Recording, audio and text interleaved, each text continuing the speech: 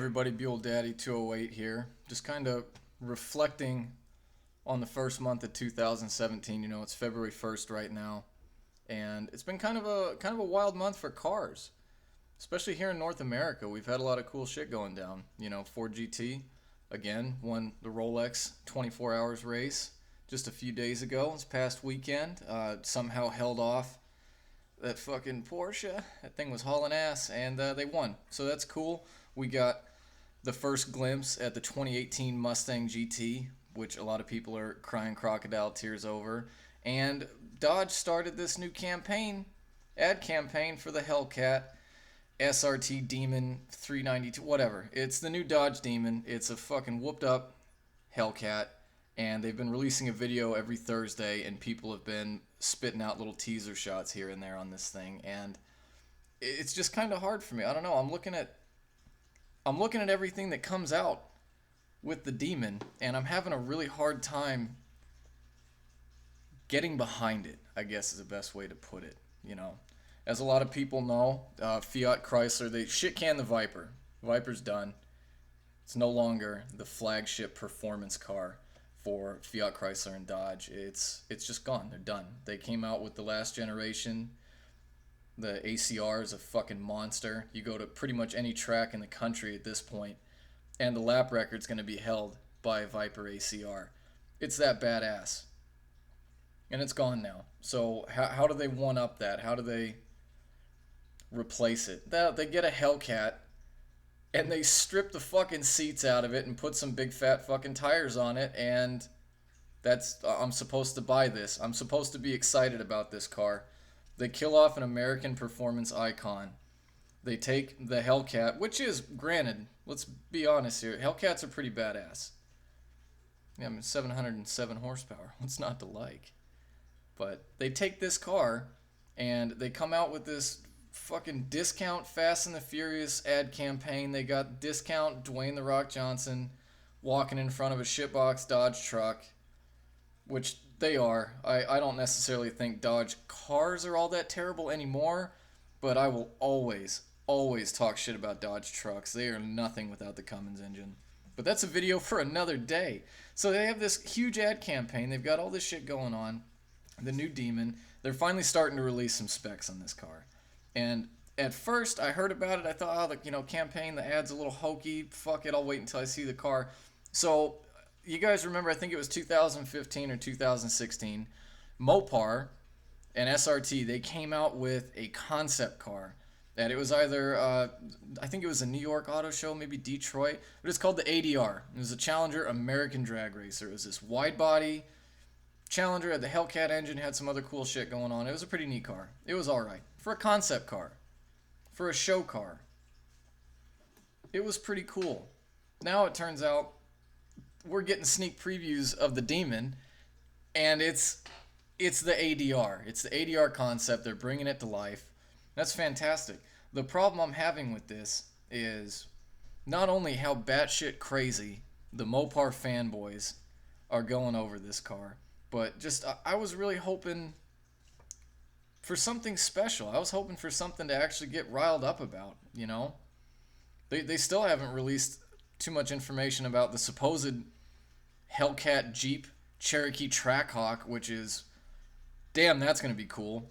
700 horsepower Jeep, I'm in. But they have this Demon. I mean, I'm looking at the stats here. I looked everything up. A standard Hellcat, because this is the things that they're doing on the ad campaign. They had I think it was called Caged.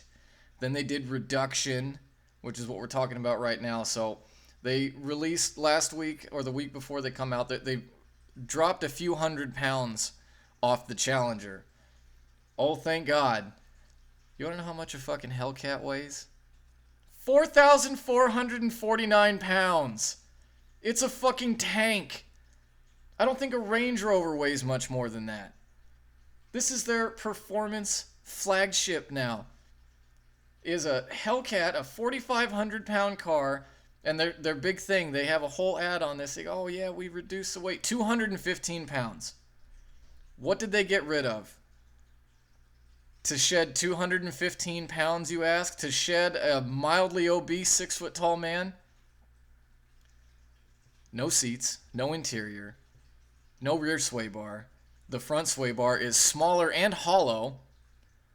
And apparently, they actually, over a standard Hellcat, they got rid of something like 243 pounds, but they had to add it back into the car somewhere.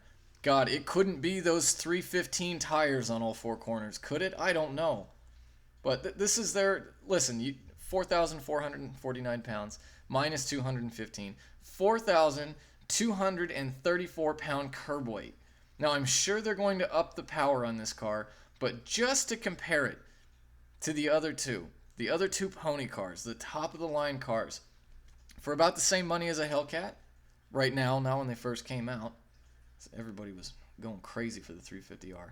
Shelby GT350R, as weighed by Motor Trend, 3,710 pounds, full weight, full tank of gas, all fluids, everything ready to go. 2 seats, mind you, and carpet. 3,710 pounds. The new ZL1 that's coming out, also supercharged, 650 horsepower, V8, your choice between a 10-speed automatic or a 6-speed manual. I think that car might have the 7-speed. Point being, same shit, right? Rough estimate right now is about 3,900 pounds. Because as everyone knows, the new ATS chassis that they're using on the Camaros, it's smaller, it's lighter than the old fifth gen tanks, which performed really well too, by the way.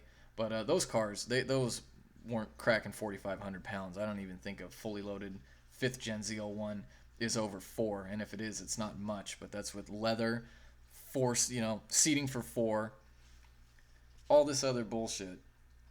So this is where I'm having a hard time looking at the Demon as like, it's going to be more expensive than a Hellcat. It's got way less creature comforts than a Hellcat, which honestly, I mean, 1 seat. This is where at first I was like, let's just hear him out, but now I'm like, fuck that. 1 seat.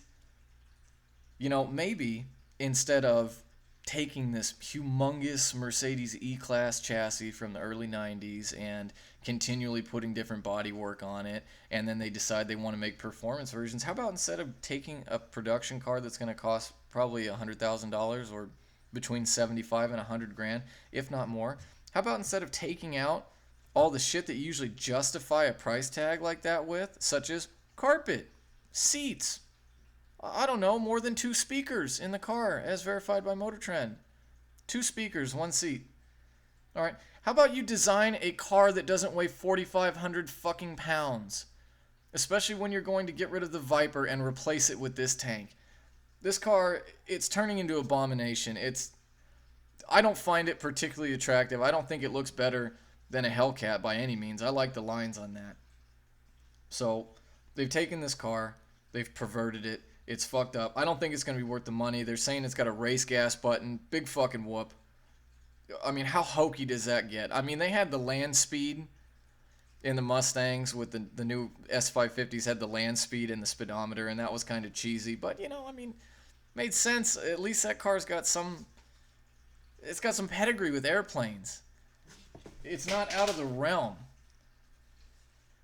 But the Demon is it's turning into this fucking car that I'm having a hard time understanding because I'm not seeing anything that is making it so much different than a Hellcat and so much better than a Hellcat that it's going to justify all the shit they're getting rid of. I mean, and how much horsepower is it really going to have? Do you think it's going to be a 1,000 horsepower car? I don't. I don't think this car is going to perform any better than what a bolt-on Hellcat can do. And right now I think the MSRP on the Hellcat's like 55 grand. So that's kind of what I'm struggling with. At least with the Viper, it was something completely special. It was unique. It was totally badass. It had a history of being a dangerous, scary race car for the streets that you just had to have balls of big steel to fucking drive one. And now the Hellcat, or the Demon, I guess. I have a hard time calling it a Demon. It's going to be a Hellcat minus 3 seats with some fucking plastic fender flares on it, But that's it. That's what it is. It's like they've done a little bit of weight reduction that anybody can do. They've thrown on these humongous wheels and tires, which, I mean, hey, I've never got a problem with a 315 wide tire. All right. I like shit wide. Not on the front wheels on a drag car.